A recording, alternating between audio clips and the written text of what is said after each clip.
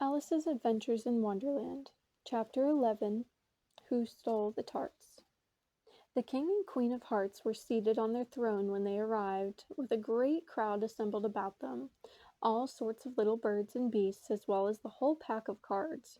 The knave was standing before them in chains, with a soldier on each side to guard him, and near the king was the white rabbit, with a trumpet in one hand and a scroll of parchment in the other.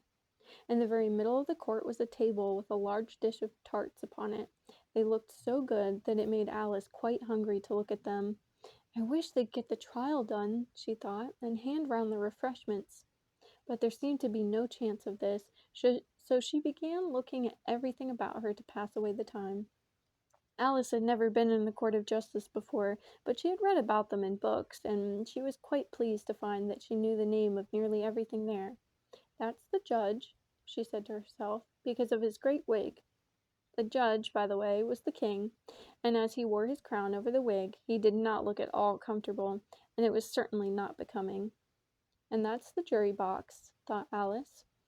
And those 12 creatures, she was obliged to say creatures, you see, because some of them were animals and some were birds. I suppose they are the jurors. She said this last word 2 or 3 times over to herself, being rather proud of it, for she thought, and rightly too, that very few little girls of her age knew the meaning of it at all. However, jurymen would have done just as well. The 12 jurors were all writing very busily on slates. "What are they doing?" Alice whispered to the Gryphon. "They can't have anything to put down yet before the trial's begun." "They're putting down their names," the Gryphon whispered in reply, "for fear they should forget them before the end of the trial." "Stupid things!" Alice began in a loud, indignant voice, but she stopped hastily, for the White Rabbit cried out, "Silence in the court!" and the king put on his spectacles and looked anxiously around to make out who was talking.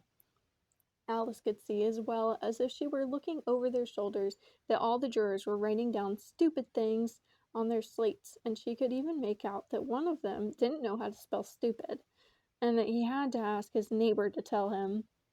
"A nice muddle their slates'll be in before the trial's over," thought Alice. One of the jurors had a pencil that squeaked. This, of course, Alice could not stand, and she went round the court and got behind him, and very soon found an opportunity of taking it away. She did it so quickly that the poor little juror, it was Bill the Lizard, could not make out at all what had become of it. So after hunting all about for it, he was obliged to write with one finger for the rest of the day. And this was of little use, as it left no mark on the slate. "Herald, read the accusation," said the king. On this, the White Rabbit blew 3 blasts on the trumpet, and then unrolled the parchment scroll and read as follows. "The Queen of Hearts. She made some tarts, all on a summer day. The Knave of Hearts, he stole those tarts and took them quite away." "Consider your verdict," the king said to the jury. "Not yet, not yet," the rabbit hastily interrupted. "There's a great deal to come before that." "Call the first witness," said the king, and the White Rabbit blew 3 blasts on the trumpet and called out, "First witness!" The first witness was the Hatter. He came in with a teacup in one hand and a piece of bread and butter in the other. "I beg pardon, your majesty," he began, "for bringing these in, but I hadn't quite finished my tea when I was sent for." "You ought to have finished," said the king. "When did you begin?" The Hatter looked at the March Hare, who had followed him into the court, arm in arm with the Dormouse. 14th of March, I think it was," he said. 15th, said the March Hare. 16th, said the Dormouse. "Write that down," the king said to the juror, and the juror eagerly wrote down all 3 dates on their slates, and then added them up, and reduced the answer to shillings and pence. "Take off your hat," the king said to the Hatter. "It isn't mine," said the Hatter. "Stolen!" the king exclaimed, turning to the jury, who instantly made a memorandum of the fact. "I keep them to sell," the Hatter added as an explanation. "I've none of my own. I'm a Hatter." Here the queen put on her spectacles and began staring at the Hatter, who turned pale and fidgeted. "Give your evidence," said the king, "and don't be nervous, or I'll have you executed on the spot." This did not seem to encourage the witness at all. He kept shifting from one foot to the other, looking uneasily at the queen, and in his confusion he bit a large piece out of his teacup instead of his bread and butter. Just at this moment, Alice felt a very curious sensation, which puzzled her a good deal until she made out what it was.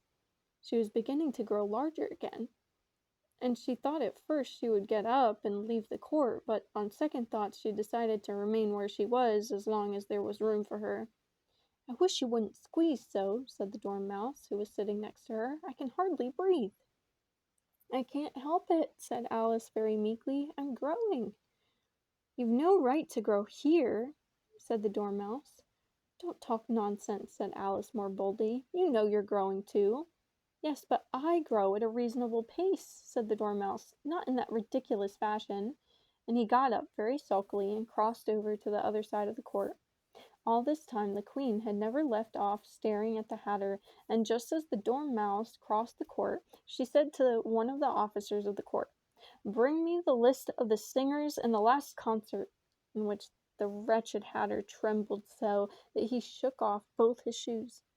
"Give your evidence," the king repeated angrily, "or I'll have you executed whether you're nervous or not."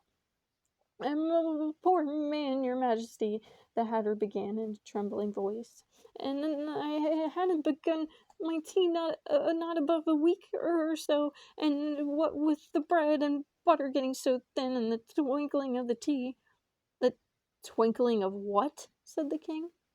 "It began with the tea," the Hatter replied. "Of course twinkling begins with a tea," said the king sharply. "Do you take me for a dunce? Go on." "I'm a poor man," the Hatter went on, "and most things twinkled after that, only the March Hare said—" "I didn't," said the March Hare, interrupting in a great hurry. "You did," said the Hatter. "I deny it," said the March Hare. "He denies it," said the king. "Leave out that part."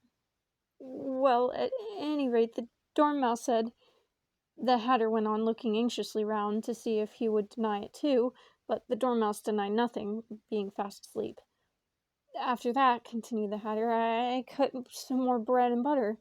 "But what did the Dormouse say?" one of the jury asked. "That I can't remember," said the Hatter. "You must remember," remarked the king, "or I'll have you executed." The miserable Hatter dropped his teacup and bread and butter and went down on one knee.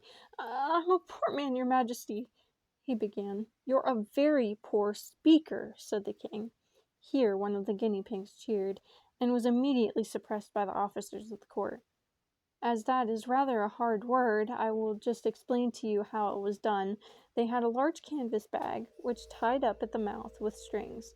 Into this they slipped the guinea pig head first and then sat upon it. "I'm glad I've seen that done," thought Alice. "I've so often read in the newspapers at the end of trials." There was some attempt at applause, which was immediately suppressed by the officers of the court, and I never understood what it meant till now. "If that's all you know about it, you may stand down," continued the king. I can't go no lower," said the Hatter. "I'm on the floor as it is." "Then you may sit down," the king replied. Here the other guinea pig cheered and was suppressed. "Come, that finishes the guinea pigs," thought Alice. "Now we shall get on better."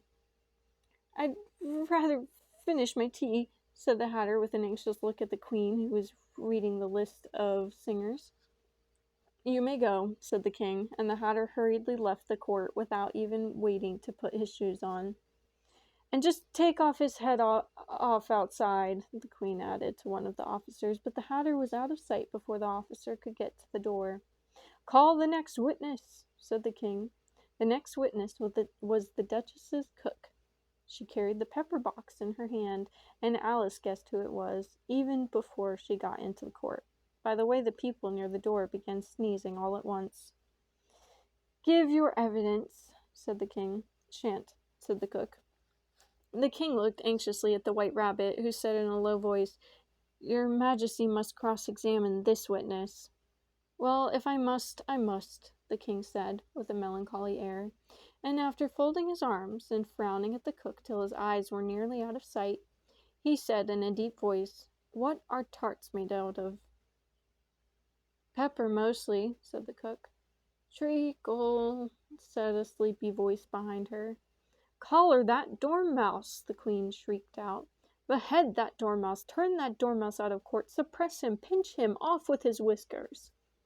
For some minutes the whole court was in confusion, getting the dormouse turned out, and by the time they had settled down again, the cook had disappeared.